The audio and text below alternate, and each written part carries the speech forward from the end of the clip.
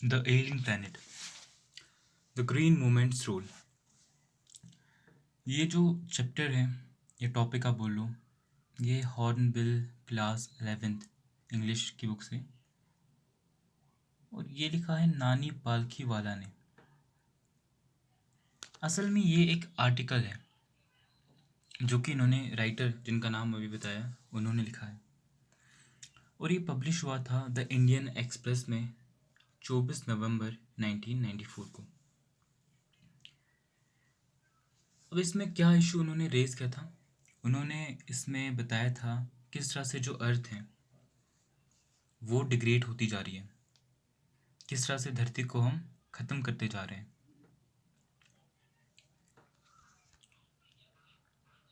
अब यहाँ पे आगे बताते हैं कि ग्रीन मूवमेंट एक मूवमेंट चला था और बहुत फास्टली किस तरह से चल रहा था, और इसकी जो शुरुआत हुई थी वो हुई थी 25 साल पहले। लेकिन अभी एक चीज़ याद रखना कि ये आर्टिकल जब इन्होंने लिखा है उसके अकॉर्डिंग आप सोचना कि 1994 में इन्होंने इसको पब्लिश किया था, तो उसके 25 साल पहले, तो बताते हैं 25 साल पहले कुछ ये ग्रीन मूवमेंट चला था। इन 1972 world first nation wide green party, और 1972 में दुनिया की पहली ग्रीन पार्टी ये बनी थी न्यूजीलैंड में।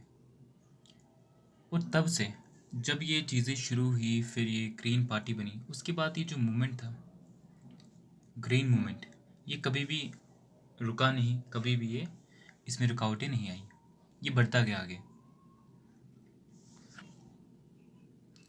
अब ये बताते हैं कि हमारा पहले व्यू क्या होता था अर्थ को लेके। हम ये सोचते थे कि अर्थ हमारे लिए एक सोर्स है जिससे हम बस चीज़ें, हमारी जो भी रिक्वायरमेंट है वो फुलफिल करनी है, वहाँ से हमें बस चीज़ें मिलेंगी और बाकी कुछ नहीं। लेकिन इन चीज़ों के बाद जब ये मूवमेंट शुरू हुए तो लोगों का थोड़ा सा जो व्यू था धरती को लेके वो चेंज हुआ। अब देखो, हमारा जो सनातन धर्म है उसमें ये चीज़ें पहले से दी हुई है, लेकिन जो ये बाकी, क्या बोल दूँ, अब जो वेस्टर्न एजुकेशन में ये जो पले हुए हैं ना, इनके लिए ये कॉन्सेप्ट नया था। ये धरती को कभी अपना मानते नहीं थे, बस एक रिसोर्स की तरह लेते थे कि यहाँ से चीज़ें मिल रही है, आप यूज़ करो। लेकिन ये जो कॉन्सेप्ट हमारे सनातन धर्म में चलता है कि हम क्या बोलते हैं, धरती को भी हम अपनी माँ समझते हैं, जो चीज़ें हमें पर्यावरण से मिल रही है उन चीज़ों का ध्यान रखते हैं। तो उस तरह का इनका नेचर नहीं था। ये पहले बस अपनी जो भी अपनी विशेष थी, अपनी सेल्फिश नेचर को फुलफिल करते थे। लेकिन बाद में इनको भी रियलाइज़ हुआ कि देखो, धरती को अगर इस तरह से यूज़ करते जाएंगे तो एक दिन ये सब कुछ चीज़ें ख़त्म हो जाएंगी। तो हमें कैसे अप्रोच रखनी है कि चीज़ें आप यूज़ करो, लेकिन किस तरह से कि धरती को भी ज़्यादा नुकसान ना पहुँचे। अब ये क्रांति जब धीरे धीरे करके फैली,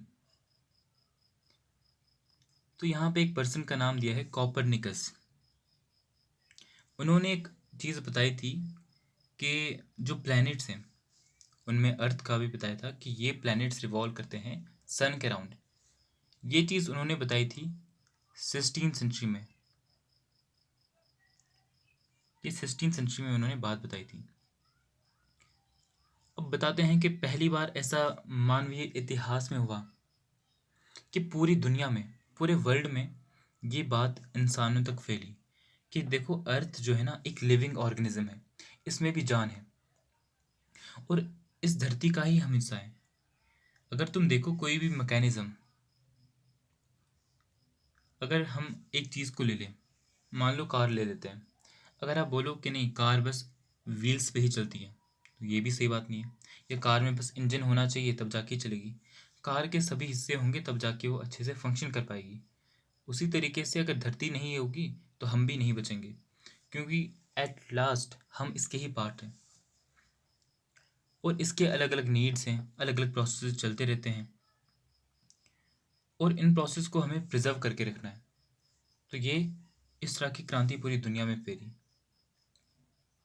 अब ये बताते हैं कि जो धरती के जो भी अभी हमें सिग्नल्स मिल रहे हैं ना, ये जो भी हमें यहाँ पे चीज़ें दिख रही है, उससे हम ये बता सकते हैं कि एक पेशेंट जिस तरह से अपनी खराब हेल्थ लेके होता है ना, उस तरह से धरती है।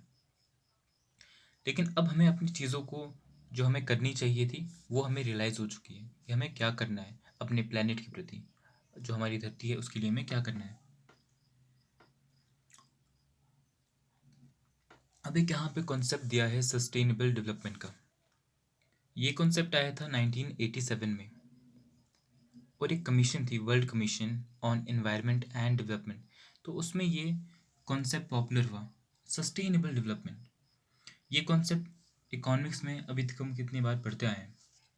सिंपल वे में इसका मतलब ये होता है कि आप अपनी डेवलपमेंट की जो नीड्स हैं वो फुलफ़िल करो। आपको जो चीज़ें चाहिए वो आप यूज़ करो, लेकिन किस तरह से? आपको ऐसी चीज़ों को यूज़ करना है, ऐसे डेवलपमेंट करनी है कि आप अपनी नीड्स को फुलफ़िल करो, लेकिन जो फ्यूचर जनरेशन है, आगे आने वाली जो भी पीढ़ियाँ हैं, उनके साथ आप कॉम्प्रोमाइज़ ना करो। ये नहीं कि कोई आपको चीज़ें मिल रही तो आप उन सब का इस्तेमाल आज ही कर लो, और अपने आगे आने वाली जो पीढ़ियाँ हैं उनके लिए कुछ भी ना छोड़ो। अब यहाँ पे एक ज़ू का दिखाया है, उसका नाम है zoo at Lusaka, Zambia. Zambia में एक जगह है लुसाका, वहाँ पे ज़ू है, और वहाँ पे बताते हैं एक पिंजरा टाइप उसमें ज़ू में है, केज है, और उस पे लिखा हुआ था बाहर से the world's most dangerous animal inside the cage, कि धरती का, इस दुनिया का सबसे खतरनाक जानवर इस केज के अंदर है। लेकिन उसके अंदर, केज के अंदर देखने को क्या मिला? एक मिरर। और उस मिरर के सामने आप जब खड़े होते हैं ना, तो आपको अपना अपना क्या होते हैं, प्रतिबिंब दिखाई देता। आपको खुद वहाँ पे अपनी ही इमेज मिरर पे दिखाई देती। तो इससे क्या दिखाई पड़ता है कि जो दुनिया में सबसे खतरनाक एक एनिमल है वो कोई जानवर नहीं है, ना शेर, ना हाथी, ना चीता, ना सांप, इनमें से कोई भी नहीं। लेकिन कौन? हम ह्यूमंस हैं। क्योंकि ये जानवर शायद तब शिकार करेंगे जब इन्हें भूख लगेगी, या तब जब इनकी जान पे कोई नुकसान हो, जान को कोई खतरा हो। लेकिन जो एक इंसान है ना, आज के टाइम पे ये देखने को मिलता है कि इंसान इंसानों पे भी हमला कर रहा है। इसलिए नहीं कि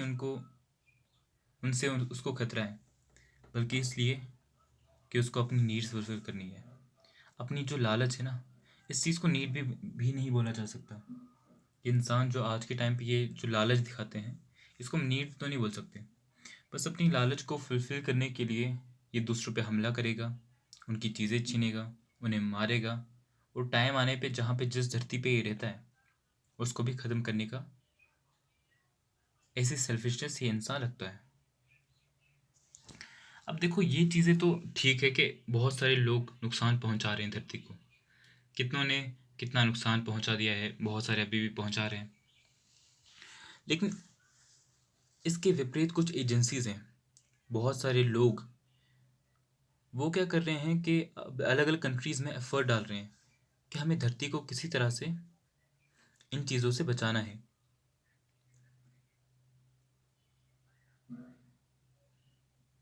और यहाँ पे क्या हो रहा है कि इसमें बताया है कि साइंटिस्ट ने ऐसे बताया है कि 1.4 मिलियन, यानी कि 14 लाख, 14 लाख लिविंग स्पीशीज़ हैं जो धरती पे हमारे साथ रह रही है। और इसके अलावा भी बहुत सारी ऐसी स्पीशीज़ भी हैं जिसको अभी तक साइंटिस्ट ने ना तो डिस्कवर किया है, जिनके बारे में अभी हमें पता नहीं है। सिंपल डिस्कवरी का यही है मतलब, कि जिनके बारे में हमें अभी पता नहीं है। ये स्पीशीज़ जो 14 लाख स्पीशीज़, अलग अलग जो प्रजातियां हैं, ये तो पता है हमें, लेकिन इनके अलावा भी बहुत सारी प्रजातियां हैं जो धरती पे रह रही हैं, लेकिन हमें पता नहीं है। अब यहाँ पे बता रहे हैं कि biologist reckon that about 3 to 100 million other living species still language unnamed in. अब इसमें देखो कितना बता रहे हैं, 3 to 100 मिलियन, इतना देखो कितना बता रहे हैं कि ये स्पीशीज़ कुछ जो हम जिनको जानते हैं वो तो बस 14 लाख स्पीशीज़ है, लेकिन इससे भी कहीं गुना ज़्यादा, 3 to 100 मिलियन, यानी कि 30 लाख से लेकर 100 करोड़ तक इतनी स्पीशीज़ ऐसी भी हो सकती हैं। ठीक है, अंदाज़ा ही बता रहे हैं कि ऐसी स्पीशीज़ हो सकती हैं जो किसी अंधेरे में भी छुपी है। अंधेरे में इन द सेंस कि हमें उनके बारे में अभी पता नहीं है, इन्फॉर्मेशन नहीं है। तो जो हम जिन चीज़ों को जानते हैं वो तो बहुत छोटा सा परसेंटेज है, और उसके अलावा भी कितनी सारी चीज़ें हैं जिनको हम नहीं जानते भी।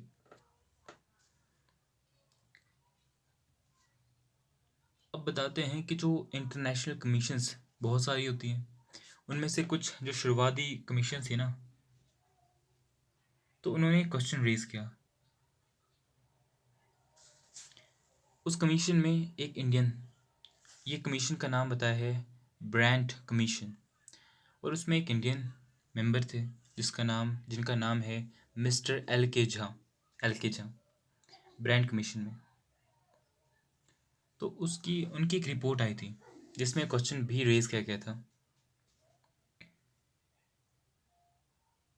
और उसमें ये क्वेश्चन डाला गया था उस रिपोर्ट में, क्या हम अपने आने वाली जो सक्सेसर्स हैं या हमारी जो आने वाली पीढ़ियां हैं उनके लिए कैसा प्लेनेट छोड़ रहे हैं जिसमें हर जगह रेगिस्तान हो, मतलब पेड़ शेर सब चीज़ें कट गई हों, वेजिटेशन हो ही नहीं, लैंडस्केप भी ख़राब हो चुके हों सारे, और जो धरती जिसमें इन्वायरमेंट हमारा पूरा बीमार हो।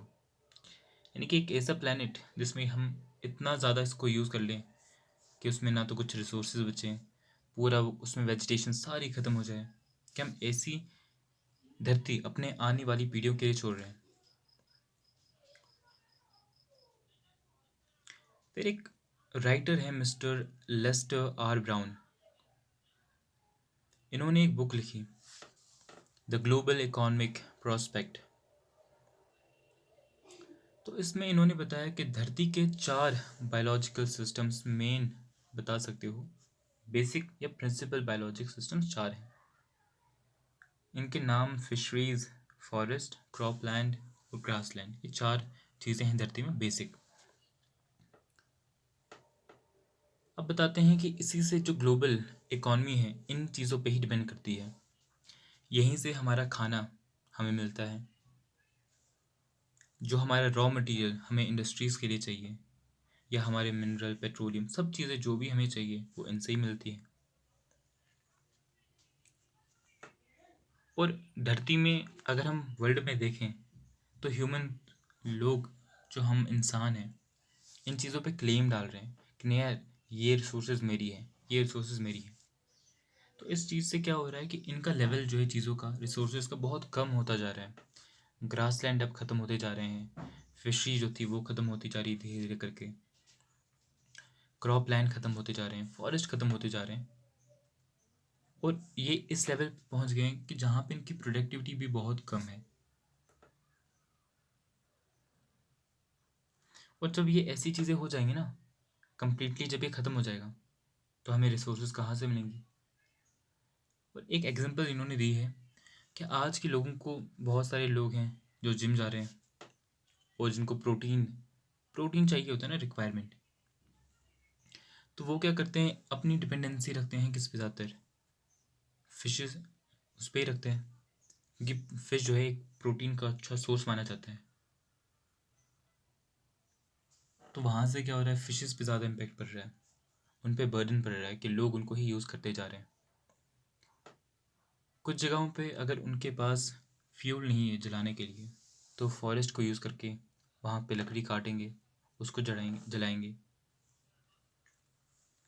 और इस चीज़ को नोटिस करते हुए इसमें जो राइटर है नानी पालकी वाला, इन्होंने एक बहुत ही ज़्यादा इम्पोर्टेंट लाइन यहाँ पे लिखी है, what goes under the pot now cost more than what goes inside it. इसमें राइटर ये बताते हैं कि जो आप खाना पकाने के लिए पॉट के अंदर रख रहे हो, उससे भी ज़्यादा महंगा क्या चीज़ है जो आप उस खाने को पकाने के लिए चीज़ जला रहे हो। यानी कि जितने का आपने खाना लिया होगा बनाने के लिए, उससे ज़्यादा महंगा आप यूज़ कर रहे हो लकड़ी उस चीज़ को बनाने के लिए, उस जो लकड़ी आप जलाते हो।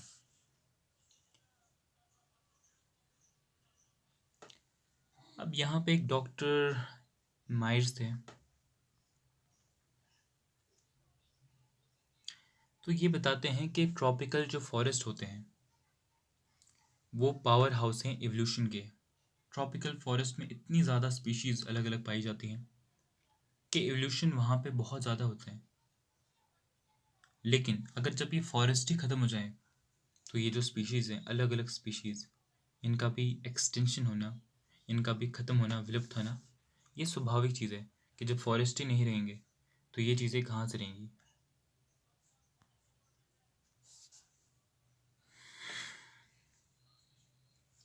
अब आगे बताया है कि वर्ल्ड में जो फॉरेस्ट है, ट्रॉपिकल फॉरेस्ट, अगर एक साल की बात की जाए तो 40 से 50 मिलियन एकड़ इतना फॉरेस्ट एक साल में ख़त्म हो जाता है। और जो गाय का गोबर, सॉइल को पहले एज ए फर्टिलाइज़र उसको यूज़ किया जाता था, अब उसको क्या किया जा रहा है। अब यहाँ पे ये बताया है कि जो गाय का गोबर पहले कहाँ पे खेतों में यूज़ किया जाता था ताकि फसल अच्छी बने, एक नेचुरल फर्टिलाइज़र की तरह पे वहाँ पे यूज़ होता था। लेकिन अब तो ये चीज़, इस चीज़ की नौबत आ गई है कि उस गाय के गोबर को सुखा के जलाना पड़ता है, क्योंकि उन एरियाज़ में उनको और कोई फ्यूल नहीं मिल पाता, या उनके पास वो रिसोर्सेज नहीं होती कि वो जो महंगा आज के टाइम पे जो एलपीजी गैस है उनको यूज़ नहीं कर पाते।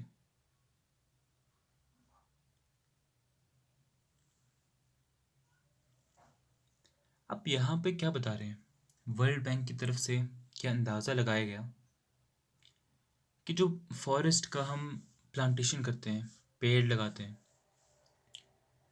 वो 5 गुना बढ़ना चाहिए। ठीक है, आज जिस हिसाब से हम पेड़ लगा रहे हैं, बताते हैं कि उस चीज़ को 5 गुना हमें बढ़ाना है। यानी कि जहाँ पे हम 10 पेड़ लगाते थे वहाँ पे 50 पेड़ लगाने हैं, ताकि जो हमारी फ्यूल वुड की डिमांड है, जो हम लकड़ी को एज ए फ्यूल यूज़ करते हैं, ईंधन के तौर पे यूज़ करते हैं, उस चीज़ को हम मीट कर पाएँ। और ये बात हो रही थी 2000 की, ईयर 2000 की, कि हमें ऐसे इस चीज़ को इंक्रीज़ करना है कि आगे जाके हम अपनी फ्यूल वुड की डिमांड को भी अच्छे से कर पाएँ। इस वीडियो को यहीं तक रखते हैं। अगली वीडियो में इसका जो नेक्स्ट पार्ट होगा पूरा कवर कर दूंगा। ठीक है, और कोई भी अगर क्वेरी होगी, कोई भी इसमें डाउट होगा तो आप पूछ सकते हो बेझिझक कमेंट करके। और किसी भी टॉपिक को रिलेटेड अगर आपको वीडियो चाहिए आप कमेंट कर देना, उस पर वीडियो बन जाएगी। Okay, bye.